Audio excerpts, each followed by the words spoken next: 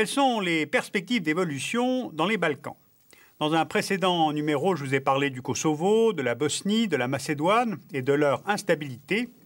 Eh bien, aujourd'hui, nous poursuivons cette mise à jour en regardant les intentions de l'Union européenne pour cette partie de l'Europe. Voici la région des Balkans et les 5 États issus de l'éclatement de la Yougoslavie après plusieurs années de guerre entre 1991 et 2001. La région aujourd'hui semble apparemment stable, mais c'est grâce à une grosse implication de la communauté internationale. Les Nations unies ont mis en place en Bosnie une administration civile avec un haut représentant qui assume la réalité du pouvoir depuis 1995, et au Kosovo, une administration provisoire, la MINUC, depuis 1999. L'OTAN maintient les 12 000 hommes de la SFOR en Bosnie et au Kosovo les 21 000 hommes de la KFOR. Et en Macédoine, l'OTAN a conduit 3 opérations militaires entre août 2001 et mars 2003. Et enfin, troisième acteur, l'Union européenne, qui est elle aussi très présente financièrement et pourrait, dans les Balkans, devenir à terme le principal acteur politique et même peut-être militaire. Regardons cela de plus près. Voici une carte de l'Union en 2003 et la carte des pays membres en 2004. On voit bien que l'élargissement du 1er mai 2004 rapproche géographiquement les Balkans de l'Union, puisque la Slovénie en devient l'un des membres. Du coup, sa frontière sud avec la Croatie, qui était une simple limite administrative à l'époque yougoslave, devient l'une des frontières extérieures de l'Union européenne. Avec 20 000 km² et 2 millions d'habitants, majoritairement catholiques, la Slovénie était la plus riche des républiques de la Fédération yougoslave grâce à son industrie, électromécanique, chimie, pharmacie. Son PIB par tête est d'ailleurs au niveau de celui du Portugal et de la Grèce. Mais la Slovénie investit aussi vers ses anciens partenaires yougoslaves et pousse à une adhésion rapide de son voisin, la Croatie. La Croatie fait 56 000 km², elle a 4,5 millions d'habitants, en majorité catholiques eux aussi. En 2002, sa croissance atteint 4% grâce à son industrie chimique et textile et à un très fort secteur tertiaire. Le tourisme est en pleine expansion avec la façade sur l'Adriatique et les nombreuses îles et cités vénitiennes comme Dubrovnik ou Split. Le pays réalise plus de la moitié de ses échanges avec l'Union européenne et depuis février 2003, la Croatie est candidate à l'entrée dans l'Union, en espérant même être dans le même wagon que la Roumanie et la Bulgarie en 2007. Mais ce n'est pas gagné, car au moins 3 points doivent être résolus avant que Bruxelles n'accepte cette adhésion.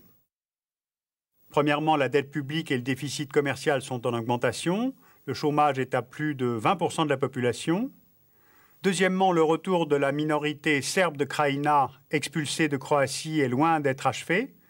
Selon le HCR, 100 000 des 280 000 Serbes de Croatie seraient rentrés. Or, la reconstruction des logements fait défaut et la population croate s'oppose à ce retour des Serbes.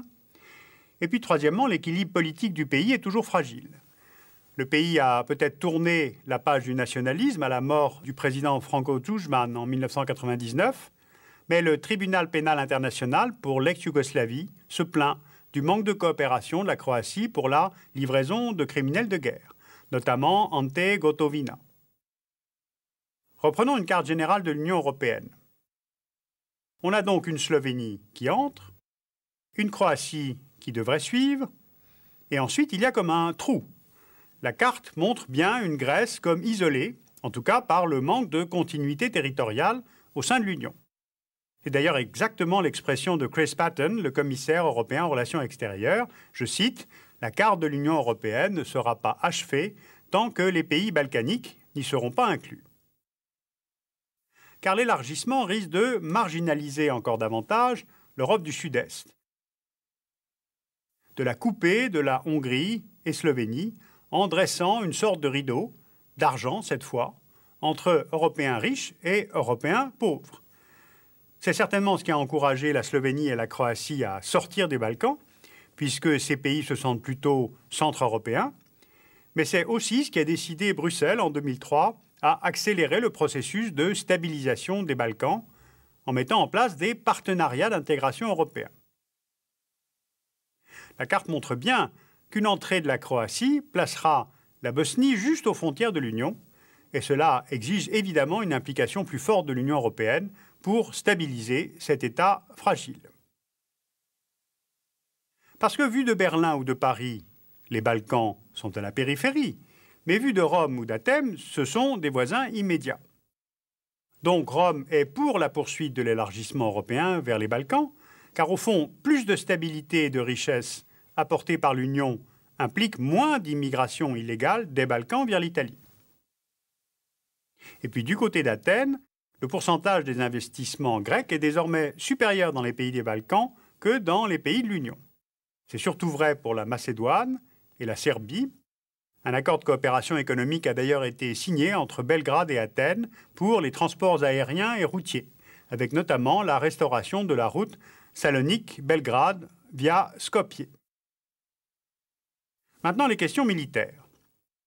Dans ce domaine, l'Union européenne est aussi de plus en plus présente.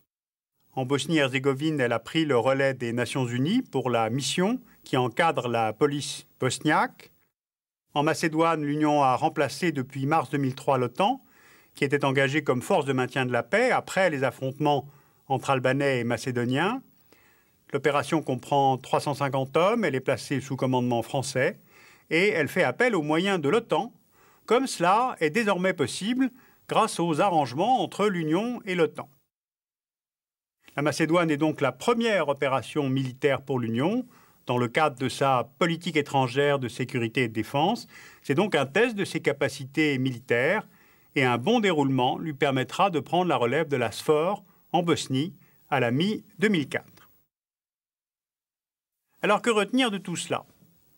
Dans le domaine de la sécurité, l'Union européenne est de plus en plus présente. On ne le sait pas toujours, mais sur ce dossier, les choses avancent enfin. Ensuite, les rapports de planification sur les Balkans ne sont pas optimistes. Une présence internationale risque d'être nécessaire au Kosovo pendant au moins 10 ans, et peut-être plus si l'on veut garantir la stabilité de l'ensemble de cette région. Car pour l'Union européenne, c'est-à-dire pour nous, les Européens, il y a 3 problèmes que l'on peut résumer ainsi. Problème de la criminalisation des sociétés balkaniques, avec présence du crime organisé et de la corruption dans toute la région. On a là la plus forte concentration en Europe de trafic de cigarettes, de biens volés, de trafic de drogue, de trafic de femmes, de trafic d'organes. Deuxièmement, problème de la fragmentation politique. Faire en sorte que le Kosovo, le Monténégro, les Albanais de Macédoine, les Serbes de Bosnie cessent d'être tentés par l'indépendance. Cela suppose le retour de près d'1 million de réfugiés et de personnes déplacées, donc la réconciliation entre les groupes ethniques, donc tordre le cou définitivement à cette idée, réapparue il y a 10 ans, cette idée ignoble de la pureté ethnique.